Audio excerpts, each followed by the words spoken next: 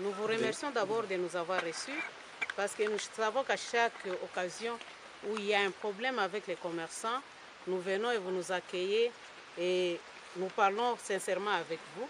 C'est pour cela, par rapport à la situation des deux compatriotes qui sont détenus en Éthiopie à Addis Abeba, et nous venons vous présenter notre situation.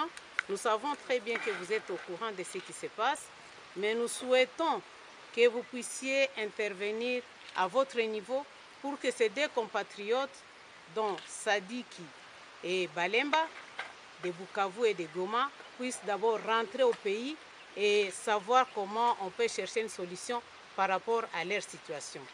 Et suite à ces problèmes, nous avons prévu un mémo adressé au Premier ministre.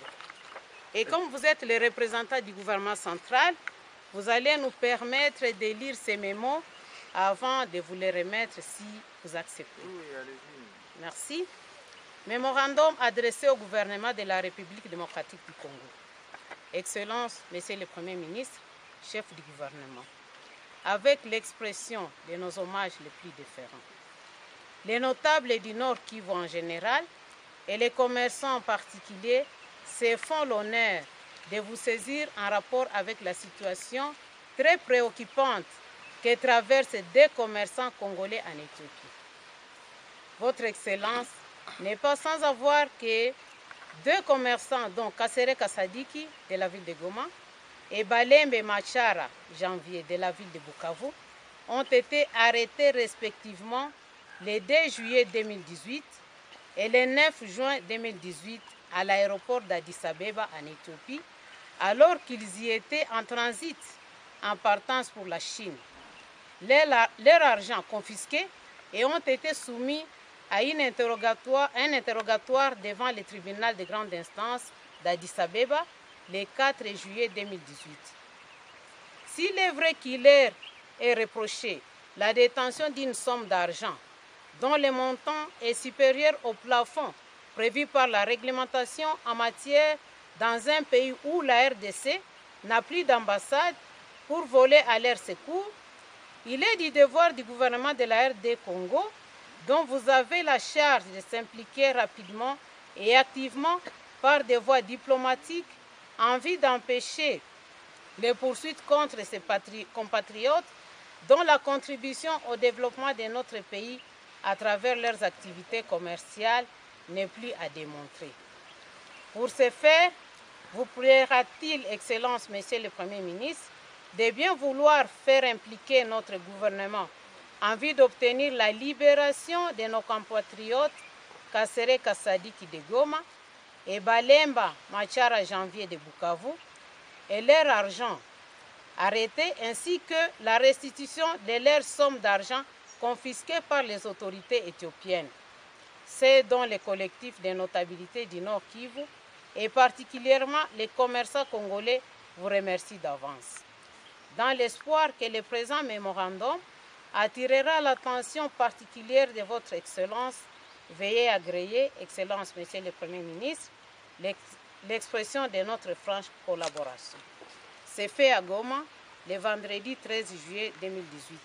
Il y a les commerçants qui l'ont signé. Je vous remercie. Merci. Normalement, le Premier ministre qui est le principal destinataire de ces mémos.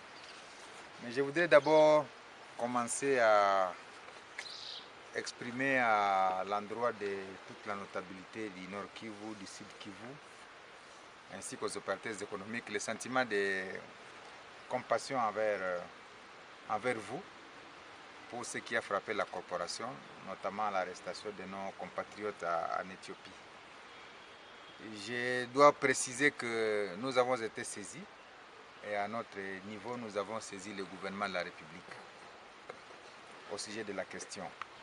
Dès le début de cet événement, et nous avons encore profité du passage du gouverneur du Sud Kivu, Maître Claude Nyamugabo, qui était notre ambassadeur en Éthiopie, pour encore davantage parler de la question. Et je peux vous rassurer que le dossier est en train d'évoluer.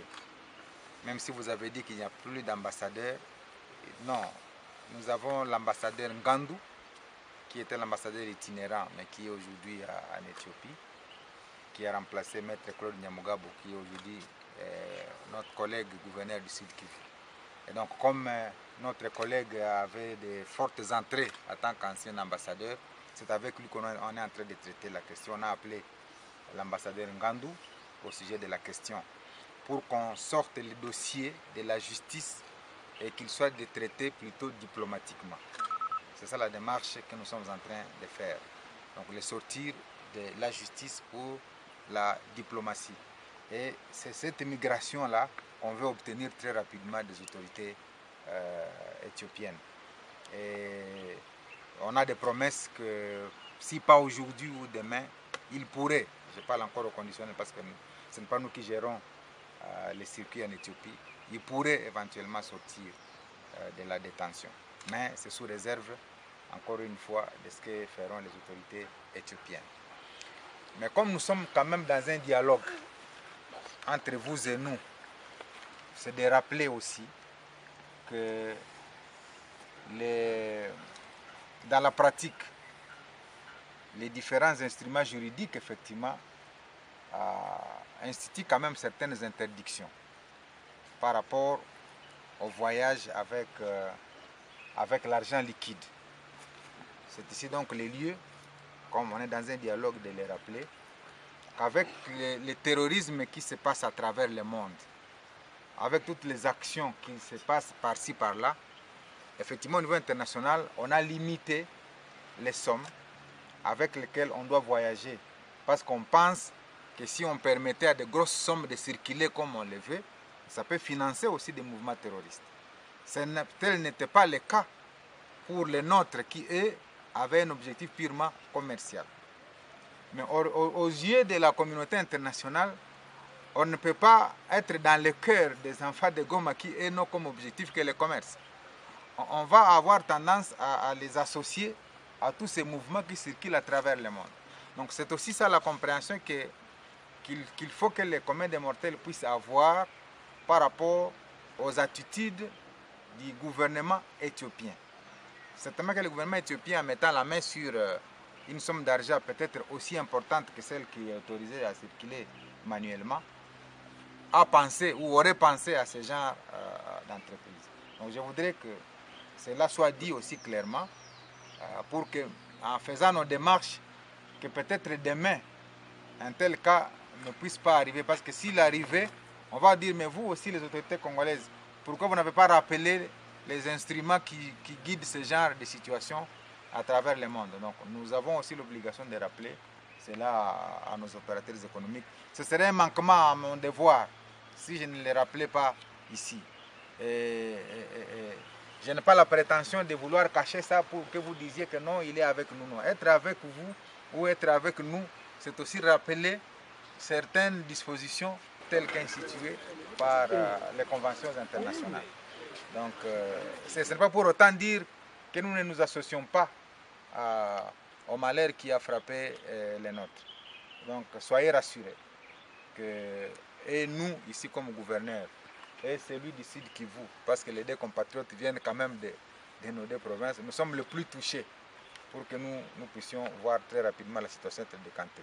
Donc le gouvernement est déjà saisi, mais il sera encore saisi de nouveau par les mémos que vous venez d'écrire. Et je vous confirme qu'avec la technologie, dans les minutes qui suivent, ce document va parvenir au cabinet du Premier ministre.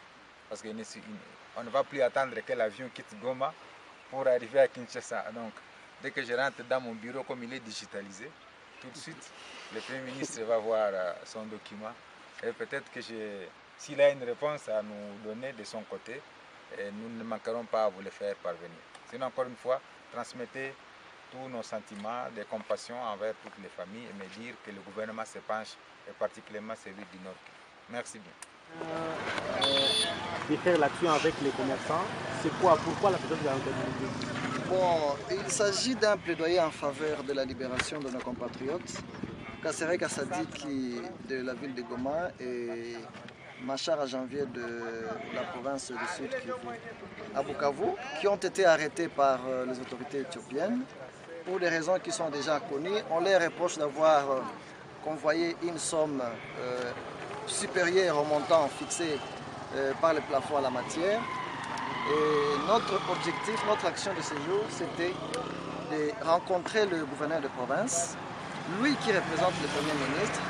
D'abord, une occasion d'exprimer la compassion de la notabilité des commerçants à l'endroit de nos compatriotes qui se trouvent arrêtés en Éthiopie, mais également une occasion de solliciter l'implication du gouvernement central dans cette question et surtout sur la voie diplomatique. Parce que nous savons que nos compatriotes ont déjà été interrogés par des institutions judiciaires.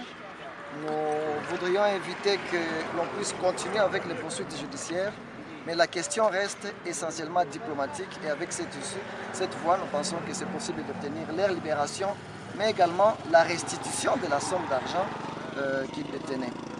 Et nous venons d'être reçus par le gouverneur de province qui représente le Premier ministre. Notre objectif, en fait, n'était pas d'être reçu par le gouverneur de province.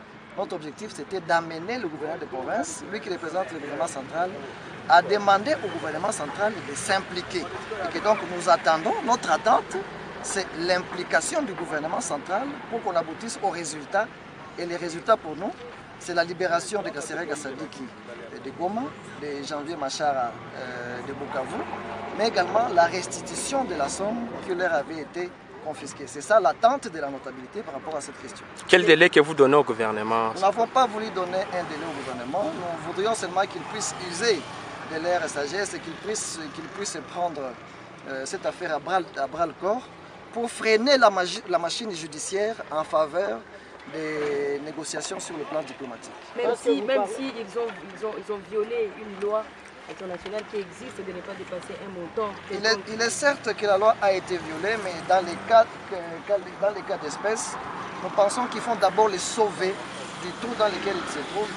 La deuxième phase pour nous consistera à des séances pédagogiques avec les commerçants pour qu'ils puissent connaître ces lois-là. Tous ne sont pas au courant du contenu de ces lois-là sur le plan international et que donc la deuxième phase consistera en une sensibilisation pour que prochainement ce cas ne se répète plus. Mais d'abord, il fallait les sauver, il fallait les aider, les faire sortir du gouffre.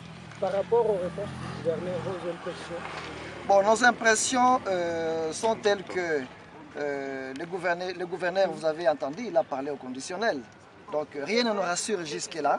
Mais il dit que dans les minutes qui suivent, il va transmettre le message acquis des droits. Notre attente, comme je l'ai dit, notre objectif, ce n'était pas d'être reçu par le gouverneur. Non, ce n'était pas ça notre objectif. Notre objectif, c'est que le gouvernement s'implique. Et les résultats pour nous, ce n'est pas la réception par le gouverneur, mais plutôt la libération de Kasereka dès janvier et la restitution de leur somme. Donc nous allons continuer à exercer la pression, à faire les suivis jusqu'à ce qu'on atteigne